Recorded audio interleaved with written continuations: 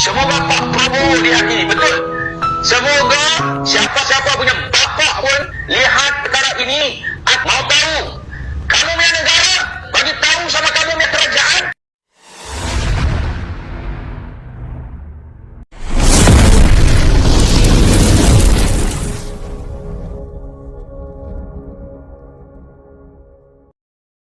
Sebab kamu binatang, masa itu kita tak dengar. Kalau bukan binatang kita dengar. Ini bukan manusia, ini binatang daripada negara jiran. Lagi sekali nak hantar binatang yang cerdik sikit. Boleh? Hantar binatang yang cerdik. Sebab bagi kita di sini, semoga Pak Prabowo dihakimi, betul. Semoga siapa-siapa punya bapak pun lihat perkara ini, mau tahu. Kamu punya negara, bagi tahu sama kamu punya kerajaan. Assalamualaikum warahmatullahi wabarakatuh. Hati keluar masuk negara orang, lepas tu bila kena tembak dengan pihak Korang ini yang selalu buat konten di media sosial, bantras-bantras pati, selalu salahkan orang asing, ya. Kenapa kalian, kita nih tak tanya, kenapa kalian tak pernah menyentuh warga negara Malaysia yang melindungi dan memberikan pekerjaan kepada para pendatang asing tanpa izin atau pati-pati ini, ya. Majikan-majikannya bagi pekerjaan itu mereka melanggar Akta Imigresen Malaysia. Warga negara Malaysia, pemilik rumah yang menyewakan bilik dan melindungi pati itu juga melanggar Akta Imigresen Malaysia. Macam mana kau tak cakap, ya?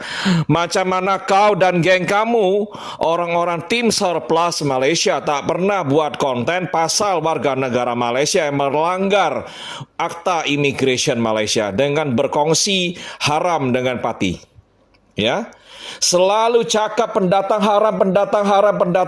Pendatangnya kau masalahkan, pendatangnya kau bully, ya. Pendatang asing kau kecam, ya. Macam mana dengan warga negara kamu sendiri?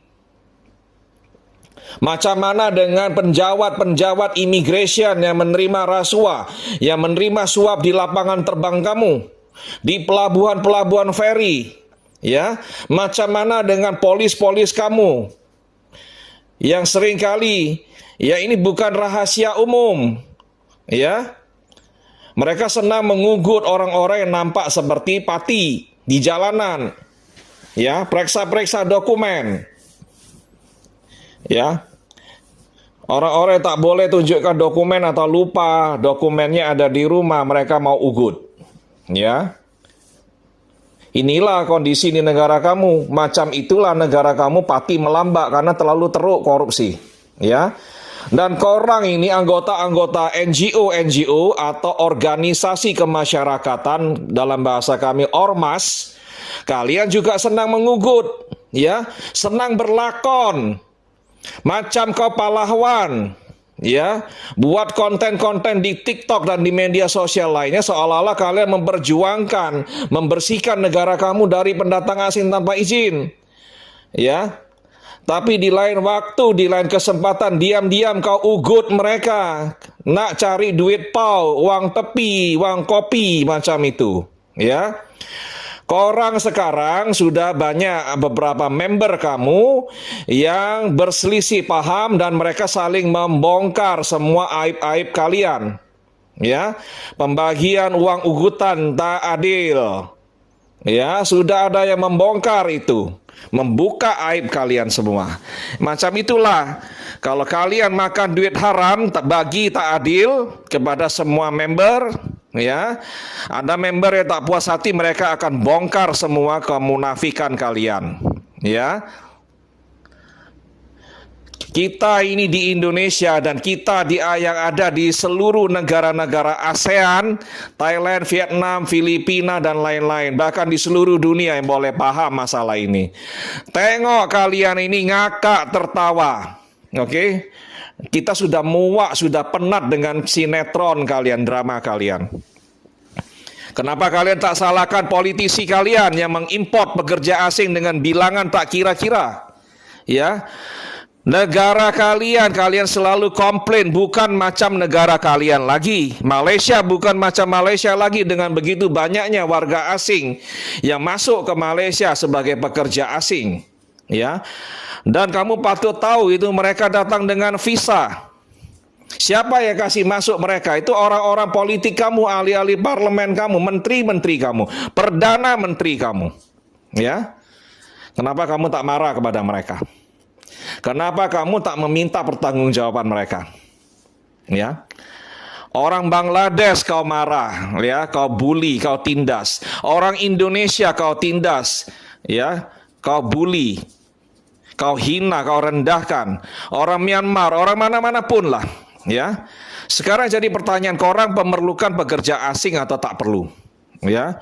Jangan mendua hati, mendua muka. Itulah punca dari segala masalah. Ya.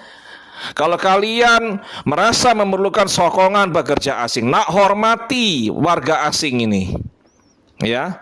Jangan kau menindas, bagikan kemudahan untuk menguruskan permit. Biaya-biayanya harus masuk akal. Dan biaya-biayanya adil, boleh terjangkau. Jangan persulit pembuatan permit. Ya. Kalau kalian tak senang orang-orang asing, pekerja asing ada duduk di negara Anda dan bekerja di negara Anda, jangan bagi sokongan kepada Perdana Menteri, ahli-ahli politik manapun yang punya kebijakan imigrasi liberal. Ya, mereka dengarkan apa-apa ya toke mau, majikan-majikan mau, mereka import pekerja asing tak kira-kira. Ya, kalian ini jangan terlalu melawak.